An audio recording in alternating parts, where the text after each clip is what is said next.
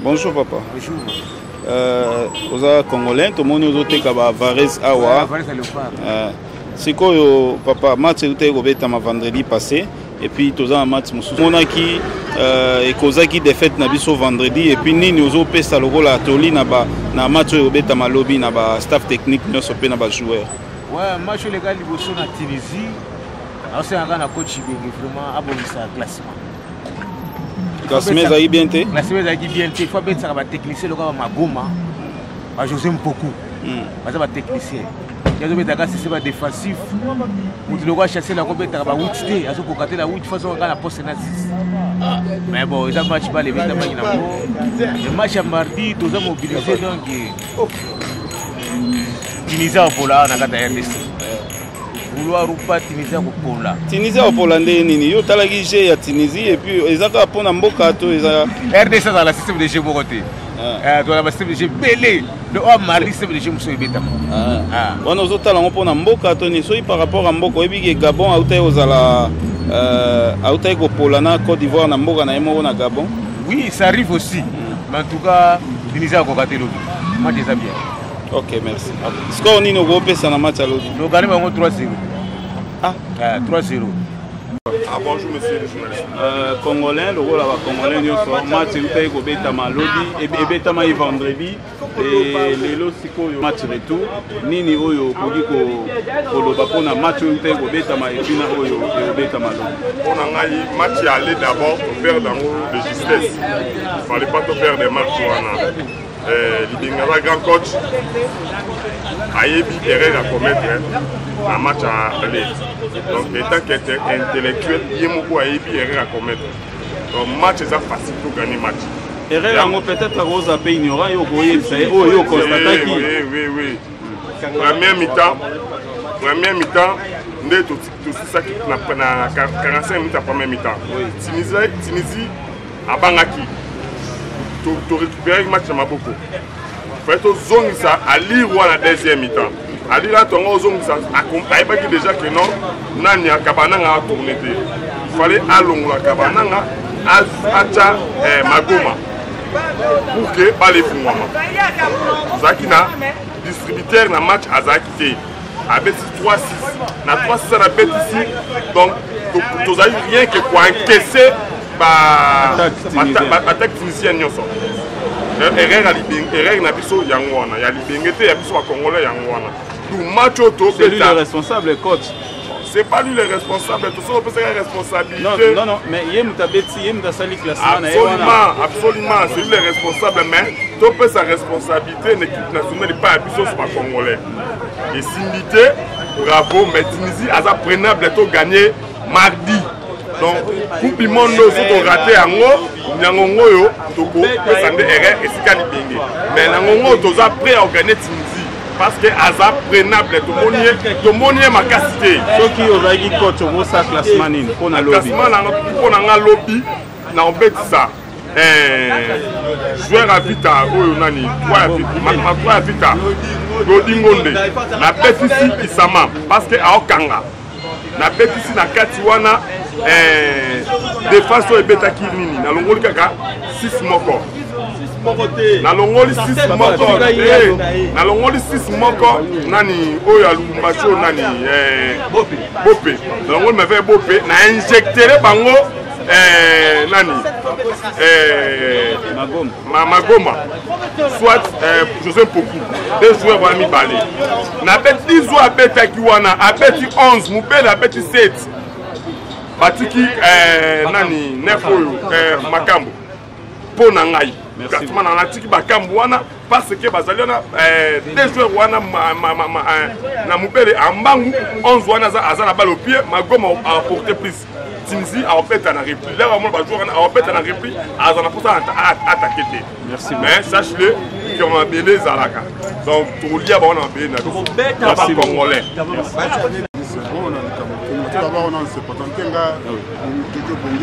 oui. Vraiment, on a congolais. C'est ça qui m'a. Alors, il y a des amis. Football, il faut tendre un adversaire à Zobeta. L'adversaire a bêti ma casse dans le déplacement. Alors, il y a un entraîneur, il faut Oyeba, tant l'adversaire a ma casse na déplacement, il faut ne pas au contraire. Et donc, Bomi Bisso, tous en milliers, vraiment, ils arrivent par parce que déplacement, on va ma casse mine.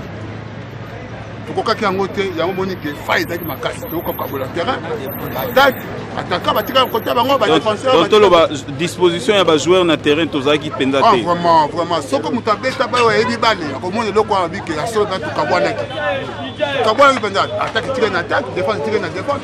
Milliers, moi, vous avez football, les amis.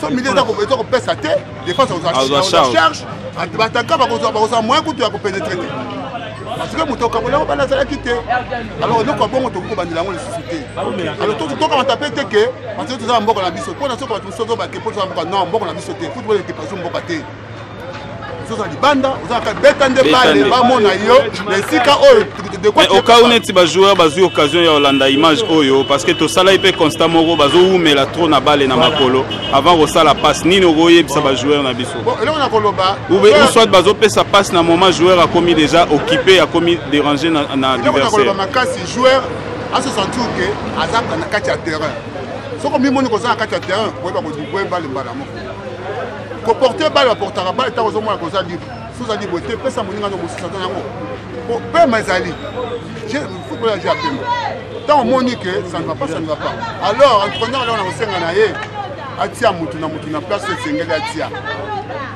so ka beta ka te atia na te so ka beta ka 3 atia na 3 ko tâtonner yango to subi sort pour na ko tâtonner même to tene équipe à poto so le to l'équipe le to mondial so une équipe de base to on va entraîner à poto dans l'équipe de base.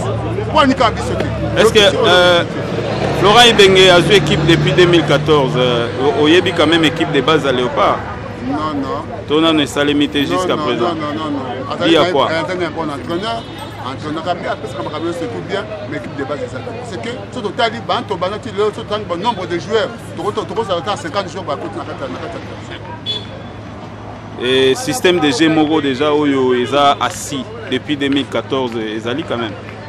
Vraiment système de jeu comme tous les autres. Donc tout le baza ko espérer plus d'individualité à joueur. Effectivement, on les obéit mais ça pas pro.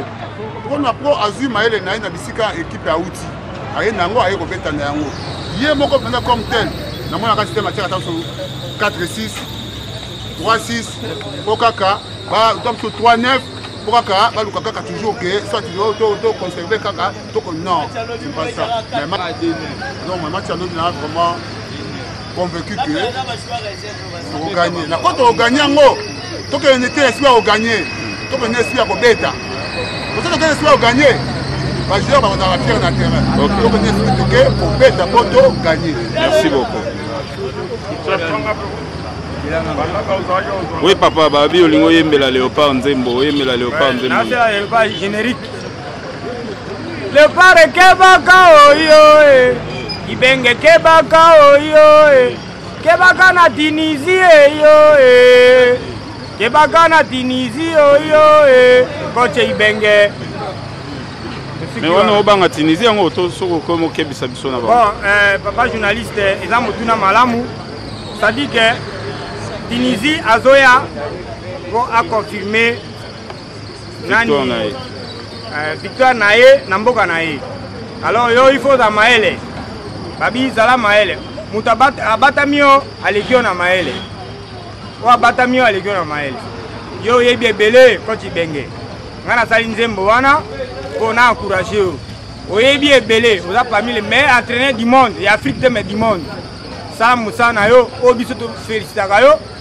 Et vous savez bien, donc c'est là, puisque tu as déjà une assurance que victoire est dans ma boque.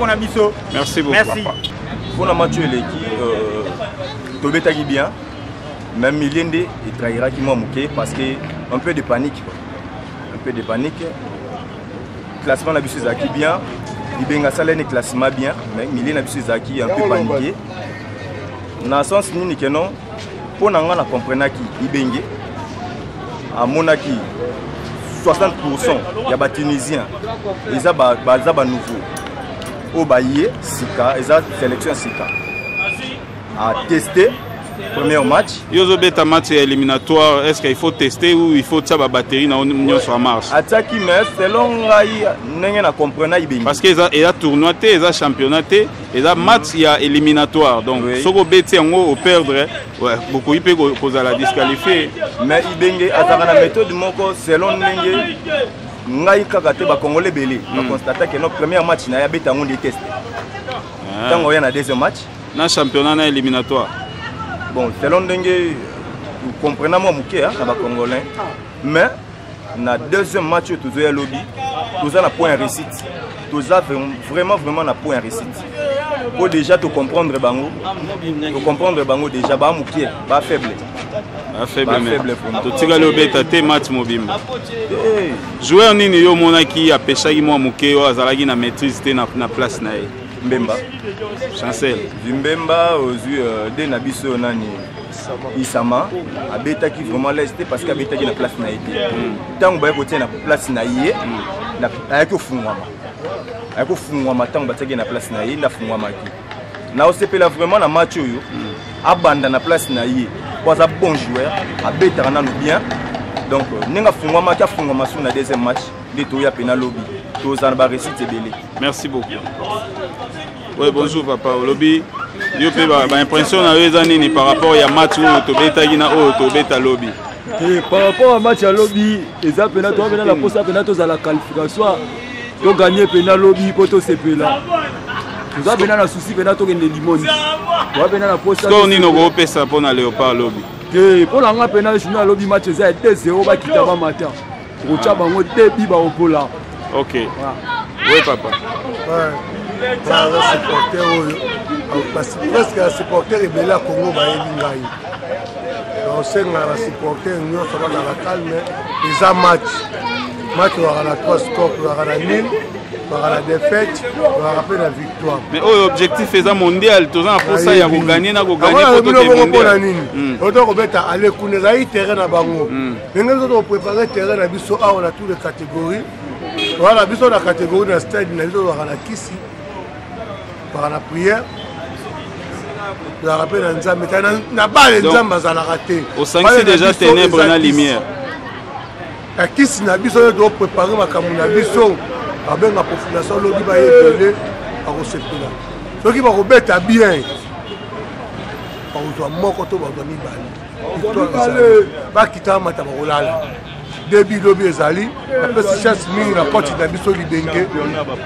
La peste chance mingi na coach na biso libenge. Pour la bien na coach pour la deux fois. Donc à poli kuna a obligé à gagner. La peste confiance na resenga la population, pas supporter. On les a conseillé dans le ça va nous gâter. Finga entraîneur te, finga joueur te, et bateau quota. Puis surtout parce que supporter tous à la ini, tout ça l'animation. Animation et bien c'est l'équipe Bali. Animation et bien c'est l'équipe Bali. Merci. Ceux qui doivent dire qu'on est, parce qu'ils vont encourager l'équipe et puis ça la victoire. Ceux qui l'équipe est au quota, puis le coup de qu'on finga coach, pour le coup qu'on finga joueur, ils n'ont pas prêté.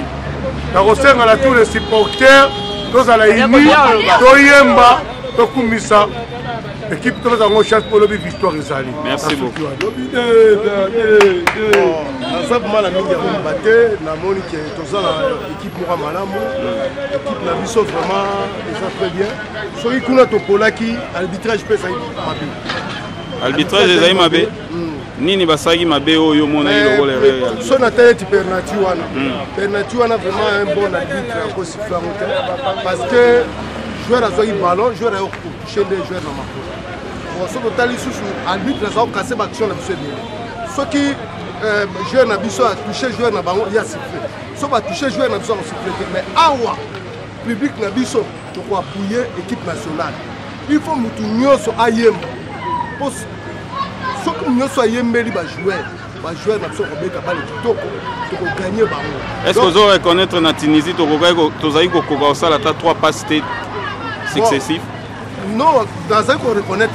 On a payé l'arbitre. Non, nous allons reconnaître, mais la deuxième mi-temps, entraîneur vraiment a dit que ça vraiment j'ai. Tant à côté qui le manisa, tant à côté nani. Ngonda. Le monde est vraiment que milieu comme bien, l'équipe est comme bien.